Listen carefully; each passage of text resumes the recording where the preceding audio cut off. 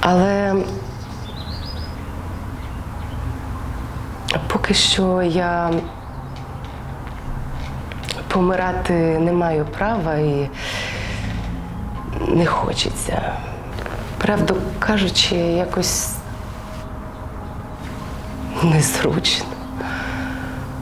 Кожний щонайдрібніший натяк на яву завжди мене зворушує.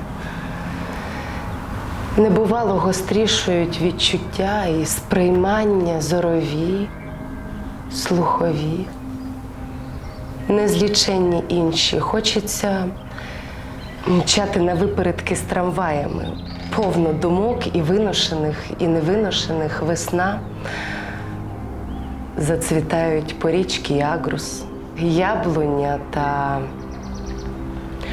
смородина. Приходять впевненість і працьовитість усі, найдорожчі якості. Скісні блукання та погрішності пройденого відступають, набравши чіткості в ракурсі. Житимем. Так, життя потрібне усім нам. Помирати немає ніякої рації. Житимем. Життям гаряче неспинним. Кожному з нас не забракне праці. Я хочу, щоб відчули ми це усі. Жагу життя і радість.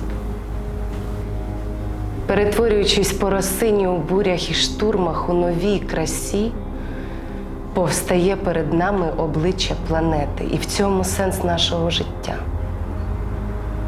Напрочуд короткого та напрочуд наповненого, неосяжно великого,